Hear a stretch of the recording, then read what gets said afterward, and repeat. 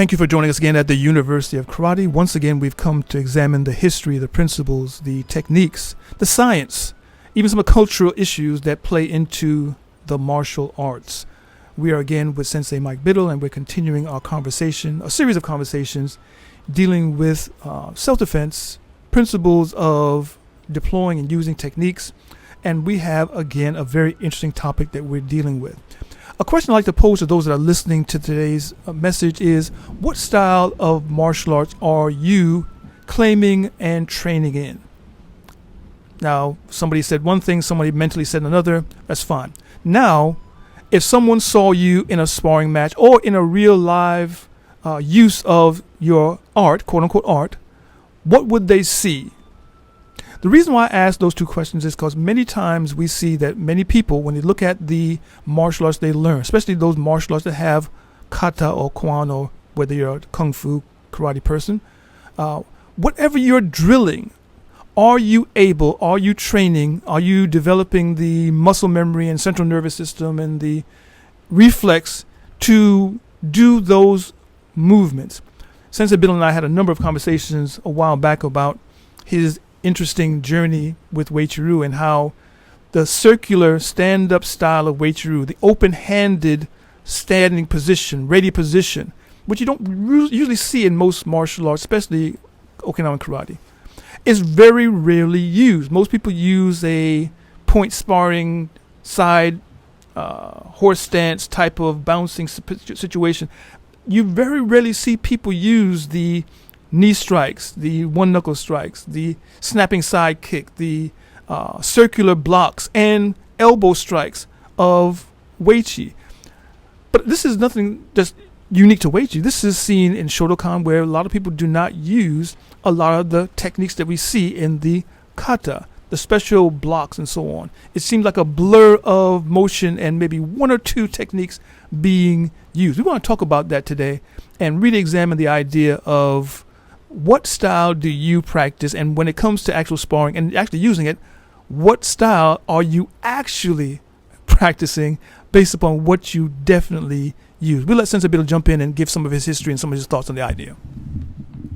Now, that's an awesome one. That's something that's been frustrating to me since almost my early beginning days in studying karate. And it's simple. If you're doing your forms, your kata, and you're memorizing these techniques, and then we go to sparring, and we seem like all of a sudden now we're bouncing and doing round kicks and spinning back kicks and back fists and all this stuff, and it doesn't look anything like the art. So, and primarily, let me first discuss it in my own style, Uechi-ryu. When I first started taking Uechi-ryu, we did the forms, we did the sanchin and stuff, then we'd do sparring, and that's what would happen. You wouldn't see Uechi-ryu anymore. I would see horse dances and bouncing and boxing positions and round kicks and side kicks and all these things. And I was a green belt when I sort of came to this realization. Like, wait a minute, I don't see anything that we're doing in the sparring matches.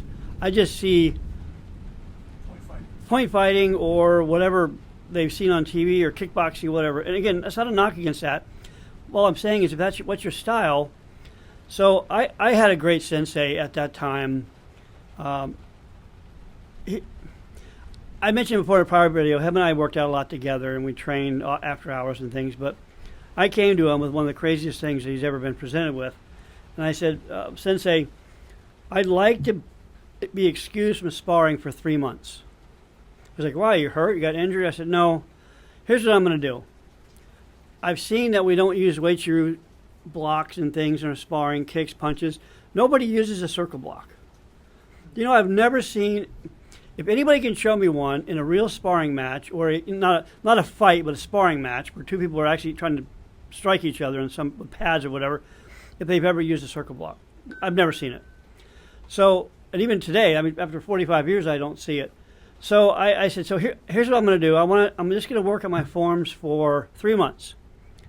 And in the practice of that, I'm also going to practice and visualizing using those techniques in the sparring situation. After 3 months, I'll reintroduce myself into sparring. Like I said, he was a wonderful guy, and he knew me pretty well. And he's like, all right, it's crazy. okay. He was a little taken aback by it, well, of course. And there's this green belt, but again, he knew me, so he said yes. So I did that. I spent 3 months working on my forms at home, and I worked out a lot at home and stuff, and would visualize the techniques and stuff. So then I said, okay, I'm ready to go back to sparring. And I squared off against my first opponent, and he dropped down to his horse stance and starts bouncing, and I'm in Sanshin. And I literally did Sanshin where palms up. I didn't have the palms turned over. I had palms up, Sanshin position, straight on, feet angled, all the things that you see in a Sanshin stance. Upright, standing. Upright. And he looked at me like I was insane. And we started sparring, and it sucked for me because I had to learn how to actually react to that in real life. So it was difficult. I got my butt kicked for a couple weeks doing that. But then something slowly started to change. I started getting the movements and understanding where the punches were coming from and the directions and things. And then I found in my Sanshin straightforward stance, i.e. like a boxer or MMA, it's really hard to kick. It's hard for them to kick you. Round kicks are almost useless. Side kicks, you just turn a little bit. It almost eliminated all the kicking. So yeah, you could just turn and cross your arms and catch them. And then rapidly, I started learning how to deploy the offensive side. And Uechi-ryu is designed for inside fighting techniques. If you look at the hand positions, and we do long strikes, reverse punches and things, but all open hand. But if you stop doing that a little bit and you just keep the elbows in and just move the arms and use your body rotation movement, you can create all the force and power you need. So I started doing some of that, and then it went on from there. I never went back, and then everybody was sort of like, oh my gosh, what's happening here? But here's the strange thing about it. I was beating almost everybody, and nobody changed. And nobody in the school did what I did. It was, to this day, I don't understand that. Here's Biddle fighting in this, like Uechi-ryu, doing Uechi-ryu, which is Uechi-ryu, is what we studied, and we're doing our horse stance and bouncing and jumping back fists and round kicks, and he's stepping inside and throwing us to the ground and doing all these things. Nobody changed. So, and I see that, and it's not, and I'm picking on my style because that's what I saw. But if I look at other styles, if I pull up YouTube videos and I see classes on sparring, what do I see? Same thing. I don't see Goju-ryu using Goju-ryu. I don't see Shotokan using Shotokan. How in the world are you going to think? So if you're actually in a self-defense situation, you're going to do what you do. There's no way you can switch it up. Well, I'll use them then. No, you're not. You're not going to use the one knuckle or the elbow strike or the knees or anything other than what you've been doing when you've been jumping around practicing your sparring. And again, I don't care if that's what you like to do. If you're good at it, you're good at it. And that's the thing. I mean, if you're good at it, you're good at it. That's okay. But I don't understand then why, and maybe that's, and that's a thought which just occurred to me. Maybe that's why people say today karate is not a good self-defense art and why it's not effective. Because nobody does it. Everybody morphs into this other thing, which is what MMA became, or kickboxing, or boxing, where you're in a boxing stance, you're in a, they all went there and never took their style with them. So, of course, their style no longer works because they don't do it. Now, and we are, it's real simple, we are what we repeat. That's how our neural system works. That's how our brain works. You wire it by repetition. And then you do enough wiring, those wires become strong and ingrained, and then your brain takes over and says, okay, you don't need to think about this anymore, I got this. And it's going to do what you've taught it to do, good or bad, and you're not going to change that. It's absolutely impossible, especially in a stressful situation in the heat of the moment, to go, oh, I'm gonna, if this BJJ guy takes me down, I'm going to use a reverse elbow strike and smash him on the top of the head. No, you're not. He's going to choke you out because you've never done it. It's simple. You don't think about it. You don't meditate about it. You don't practice it. And it has to be done with work, repetition. I spend a lot of time not just moving in my movements and forms. I do a lot of time analyzing in my head how my body has to react to different situations. If I'm standing there in my Sanchin stance and someone goes for a one-leg takedown, what is my reaction going to be? I have visualized those things. I have created those images so that that's how my nervous system is going to react.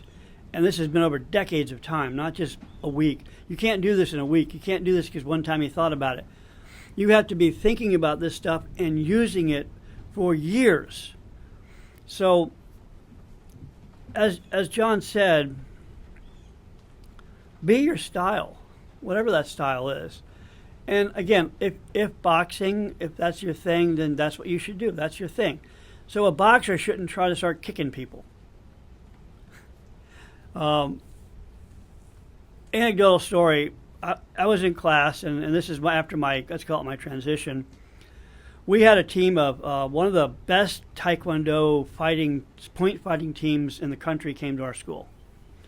And they sparred us. And I was sparring this Taekwondo guy. He was a black belt, and I was probably a green belt. I don't think I was a brown belt yet. And he was just beating the holy crap out of me. I mean, I had no chance. I didn't know where those kicks were coming from. But then I figured out my style is designed for not being kicked. So it's inside style. So I thought, all right, that's enough. I'm not doing it anymore. So every time we lined up, as soon as we began, I just went in. And he had no kicks. He couldn't kick me. And then I just ate him up. And he stepped back and he's like, hey.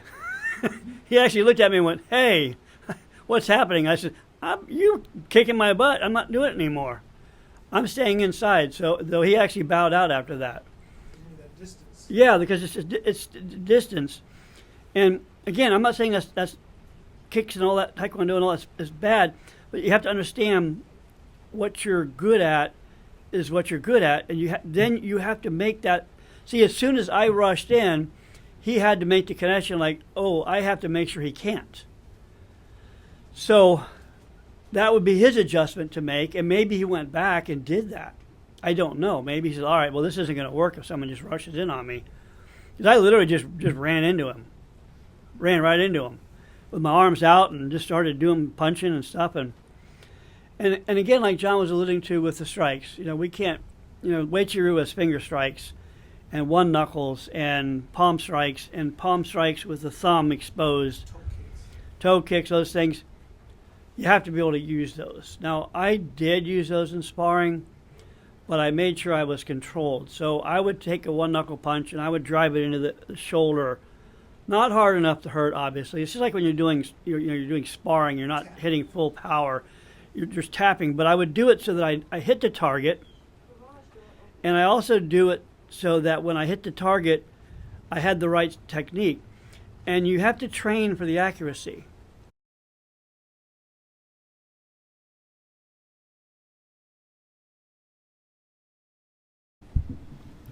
I would even want to talk about that a little bit when you talk about the idea of using one knuckle strikes and stuff like that. Uechi is interesting in that it has a one knuckle, or something called a tiger eye strike. Some people do it with the middle finger. We do it with the index finger bent in.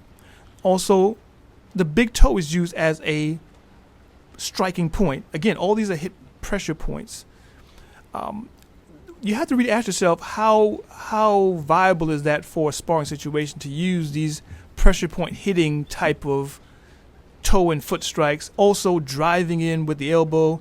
There's some very vicious upward and sideways elbow strikes. Even when we drive into someone with an elbow. I mean, you come down on someone's solar plexus with that. That's not really a good sparring technique. Trips, knee strikes. Not just kicks. I mean, there's a lot of stuff in Uechi that could cause some very serious problems if you try and use it in a sparring context. Could that be a reason why teachers don't have any problem with people doing Uechi kata over and over and over again, but then jumping into boxing or kickboxing or taekwondo when it comes to sparring? Could it be the danger factor? Is that maybe possible? Well, certainly, because if you get, if someone gets a little irritated and punches a little hard with a one knuckle, it can do damage. It's about control. Now, when in our sparring classes with our main instructor, he always taught us to use as fast a technique as you could use, but it had to be controlled. And if you hit somebody and he didn't, was not controlled, you were down doing push-ups for quite a while. He was very fanatic about that, and so that was an aspect of the teaching was power with control. And there's an interesting part of that, because if you learn how to do that, power and control, then your accuracy becomes precise. And if you're going to strike with a one knuckle or a finger strike, you've got to hit the target you're trying to hit, which is usually a soft spot. I've talked about before, you strike hard things with soft objects and soft things with hard objects. So you would want to be precise about that. Well, for example, he'd studied more than Uechi-ryu. He also did some other types of karate, so he could do really good round kicks and things. One time he pulled me out in front of the class, and he had me get in a horse stance, and he got in a horse stance, and he walked up and he took my hair, he wet his fingers, and he took my hair and he twisted it into a little line, a little wet line. And then he proceeded to throw a round kick that he got me with the toe on that piece of hair that unraveled it. That was and I didn't see it. That was the preciseness of the technique. Now you have to train that, and that takes time, and you have to control that, and maybe, like John was alluding to, I don't know. Some teachers get a little lazy, and it's easier to it's just like raising kids. Sometimes it's easier to let them get away with things, and being the bad guy is a hard thing, but being the bad guy is sometimes a required thing. No, don't do that. You're going to do push-ups. Oh, you hit him too hard, or you're going to do that. So that aspect has to be brought into the classroom. You have to learn to use your techniques properly. And all of the Uechi-ryu techniques are dangerous, but they don't have to be if you know how to use them properly. Now, when we all put on hand pads and things, it sort of became moot, right? Because then you were just doing the other things. Then it becomes more of like a boxing or kickboxing type thing. I always wore, the only pads I ever wore, I would never wear the pads that covered my fingers. I wore the ones which came out later, like the MMA ones, where the fingers are exposed, so you can grab. Because again, in our style, Uechi-ryu, and this is something we'll probably get into at some point on some of the techniques, use of techniques within the system, is we use a lot of grabs. So our blocks and circle blocks will always grab with the tiger claw, tiger grip, on the forearm, on the shoulder, on the neck, and our fingers are strong because of the years of doing dynamic tissue and those things that we talked about. And when you grab somebody, they're going to know it. And so you learn to use the fingers and hands in sparring. And okay, yeah, sometimes you're going to bend a knuckle or bend a finger and it's going to hurt. I've jammed my fingers on many occasions in sparring. Do a finger strike, you don't have the alignment right, and they bend back, and yes, it hurts. Or they fold, and it hurts. But over time, and that's again, I keep going back to this, the importance of kata is if you practice properly, the strength in the fingers and the arms and everything will arrive. I've never done any finger exercising work, but yet I could do one finger push-ups. I could break boards with my fingers. To this day, at my age, I can still take a beer bottle cap between my index finger and thumb and squish it together flat. And I've been doing that. And that's not from doing anything other than just San Chen. So that circle back to the sparring thing. Your forms are designed to do what they do, so use them. We've talked about this in other videos, sort of. But in sparring, when you're practicing sparring, you're play fighting, let's call it, which is what it is, use your techniques. That's the time to do it. Not when you got someone coming at you intent on harming you. It's going to fail. And that's maybe, like we talked about earlier, that's the evolution of why maybe some of this is lost and the other MMA is better. I mean, it is, if that's the case. But it doesn't have to be.